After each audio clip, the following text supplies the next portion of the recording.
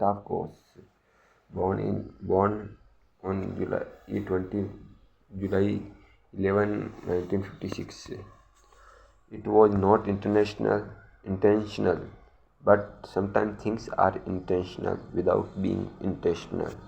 Though it was never part of a planned venture and didn't begin as a conscious project, I realize in hindsight that this is really what always interested me most. The Bay of Bengal, the Arabian Sea, the Indian Ocean, the cross connection between these regions. Amitabh Ghosh, famous Indian writer, is born in Calcutta in 1956.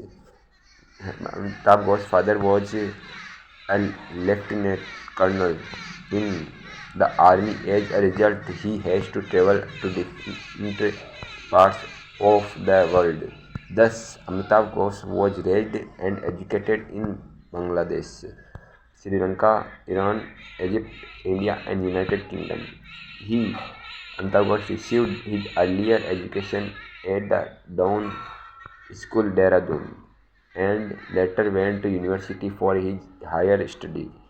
Amitabh Ghosh completed his graduation from St. Stephen's College, Delhi, in history. After this, Amitabh Ghosh did his masters in sociology from Delhi University. After completing his masters of arts, Amitabh Ghosh earned diploma in Arabic from Institut Bourguiba des Languages Vivantes, Tunisia. Then Amitabh Ghosh went to Oxford University, where Amitabh Ghosh did a diploma in social anthropology and earned his doctorate in the same subject in 1982. Amitabh Ghosh is a print journalist with the Indian Express. During the emergency, observed minutely the changing political and social condition in India. Novels. Amitabh Ghosh's debut novel, The Circle of Region, 1986, tells the story of Nachiketa or Alu, whose big head looks intriguing and seductive, to his uncle Balram, a rationalist who is dedicated to the study of phrenology and who teaches Alu to love and appreciate modern Western science through the book. The life of Pasteur. Balram's obsession with the study of skulls leads to his obsession with cleanliness when the village of Lal Pukur starts receiving Bangladeshi refugees. Balram attacks his neighbor Bhudev Roy with carbolic acid and dies in confrontation with the police. Allu is suspected of terrorism and needs to flee. He rushes to Calcutta and from there to Kerala and finally on a boat to Al Jazeera. All the while he is chased by the police there, Allu ends up getting stuck for days under the rubble of a building that collapses while he was working. He is saved by two sewing machines that support the weight of the debris. While stuck under the rubble, Allu has a vision of his uncle giving him the mission of creating a community free of money, which again ends in a disaster. Once again, Allu is persecuted by the police. He escapes to the Algerian desert, where Allu faces the death of a friend during a theatrical rehearsal. Allu then decides to return to Bengal, but refuses to carry a copy of the book, The Life of Pasteur, which is burned in the funeral pyre of Kulfi along with her. The Circle of Region begins in a small village, Lal Pukur, in the Bengal region and travels around the half of the globe to Africa to meet its end. The novel is divided in three parts: region, passion, and death, respectively. ये कर्म से The lead characters in this fable are Balram, Nachiketa, Bose Allu, Nachiketa, Bose Allu, Dev Roy, Gindi, and Jyoti Das. Amitabh Ghosh is a writer par excellence and brings justice to every character. Each and every has a story, a past and a present. He builds them up with care and emphasizes so much life into them that they seem real. The story runs either ways, begins with the present and peeps behind it at random interval. Not only the characters, even the peeps behind it at random interval. Not only the character, even the canvas has a story. Lalkar and Al Gajira has a story. The Maliks who ruled at Al-Ghazira have a story. Ghosh has even shown glimpses of the American love of capitalism in this book. The Shadow Lines, 1988, split into two parts. The Shadow Lines, 1988, split in two parts. Shadow Lines, Going Away and Coming Home. Going Away and Coming Home. Shadow Lines focuses on the narrator's family in Calcutta and Dhaka and their connection with an English family in London. A boy, Tridib, the protagonist of the novel Tridib, conjures up a picture of London so vivid in his imagination that he recognizes it when he visits years later and learns that real places can be invented inside your head. From Dhaka to London, this novel contains a wealth of characters and color. The story of these characters is not told in a textual vacuum. It instead corresponds to growth of Calcutta as a city and India as a nation over a period of 3 decades or more. Significantly private events in the author's life and other important characters take place in the shadow of events of immense political significance. The family too is not there typically as a spectacle but as a means to discuss the issues that are at the heart of this work. So there is Thamma, the grandmother of unnamed narrator through whom the issues of Bengal partition and the whole idea of nationalism and nationhood gets discussed. The Calcutta Chromosome of Amitabh Ghosh, 1995. Set in an unspecified time in the future, this science thriller takes the readers through a wondrous journey of time. The narrative is suffused with science, myth, nihilism, philosophy, and superstitions. The Calcutta book is based on the life of Nobel Prize winning scientist Sir Ronald Ross, who did a breakthrough research on malaria in 1989. It is an attempt to rewrite the story of Ronald Ross' discovery of malarial parasite.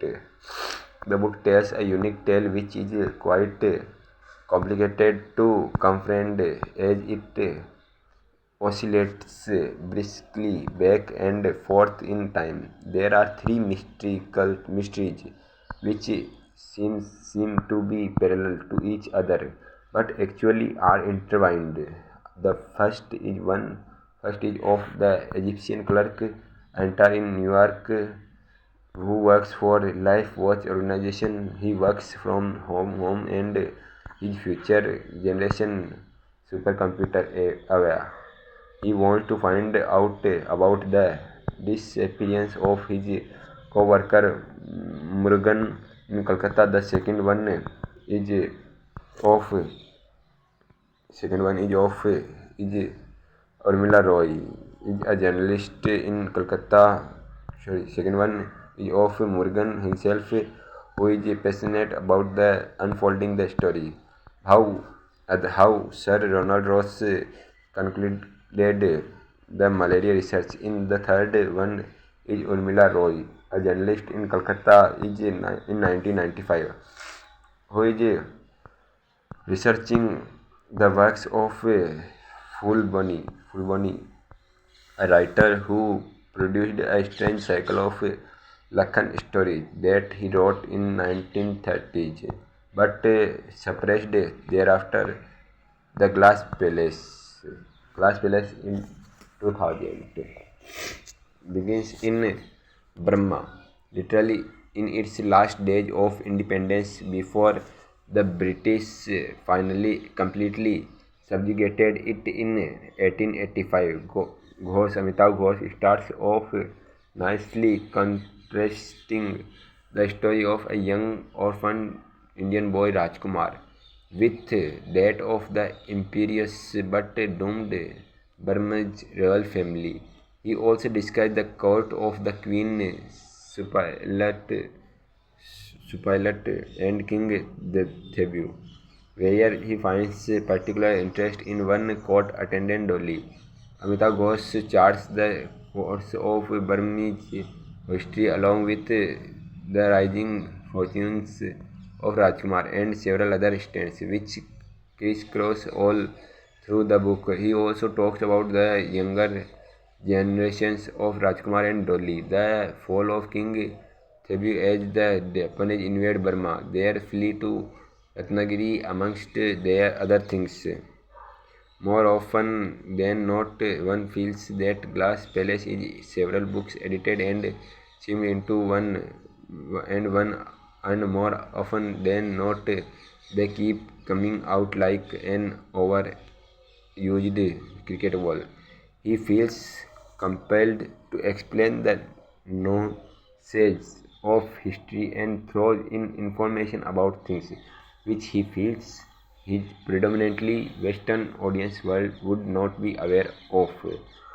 The Glass Palace divided in seven parts: Mandali, Ratnagiri, the Money Tree, the Wedding, Morning Side, the Front, and the Glass Palace respectively. The Glass Palace was translated and published into over 25 languages. It was also translated into Burmese by writer Nay Win Myint and published serialized at one of Burma's leading literary magazines, Shui Amite. Since the last part of the novel is an extended elegy to Aung San Suu Kyi, Burmese press scrutiny board asked for many cuts in the translation. The Hungry Tide 2004 is a very contemporary story of adventure and unlikely love, identity, and history, set in one of the most fascinating regions on the earth, of the easternmost coast of India, in the Bay of Bengal, lies the immense labyrinth of tiny islands known as the Sundarbans. For settlers here, life is extremely precarious. Life is extremely precarious. Attacks by deadly tigers are common. Unrest and eviction are constant threats without warning at any time. Tidal floods rise and surge over the land, leaving devastation in their wake. The settlers of the Sundarbans that anyone who dares ventures into the watery labyrinth without a pure heart will never return. It is the arrival of Piali Roy of Indian parentage, but stubbornly American, and Kanai Dutt, a sophisticated Delhi businessman that disturbs the delicate balance of settlement life and sets in motion a fateful cataclysm. Kenai has come to visit his widowed aunt Nilima and to review some writings left behind by her husband, Nirmal Bose, a political radical who died mysteriously in the aftermath of a local uprising. He meets Nirmal Bose meets Pia on the train from Calcutta and learns she has come to the Sundarbans in search of rare species of eagle dolphin, Orcella breviverstris dolphin. Her journey begins with a disaster whom she is thrown from a boat into crocodile-infested waters. Rescue comes in the form of a young, illiterate fisherman, Fakir. Although they have no language between them, Pia and Fakir are powerfully drawn to each other, sharing an uncanny instinct for the ways of the sea. She engages Fakir to guide through the maze-like backwaters. Kenai becomes her translator. From this moment, the tide begins to turn. One day, as Fakir and Kenai observe the dolphin together, Fakir suggests going ashore to an island he believes is protected by bond. At Godage, a major cyclone comes and Fakir is crushed by a large flying object. The Morji massacre of 1978 to 1979, when government of West Bengal forcibly evicted thousands of Bengali refugees who had settled on the island, forms a background for some parts of the novel. The novel explores topics like humanism and environmentalism, especially when they come into a conflict of interest with each other. Sea of Poppies in 2008, the first book in a projected Ibis trilogy. Sea of Poppies. This historical novel plushes with the life filled with details of everybody's existence and cultures of characters, which make the actions of its characters and understandable. The book is Sea of Poppies is set in the early 19th century during the Opium Wars, when the British East India Company was making huge profits from small farm holdings which had previously supported subsistence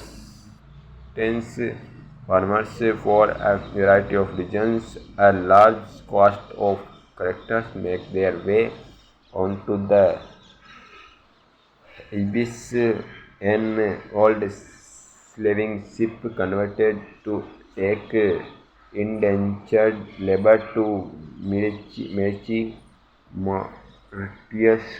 There are a motley crew driven by distinctions of race, gender, caste, and class, and yet they are part of that curious community that emerges on board a ship.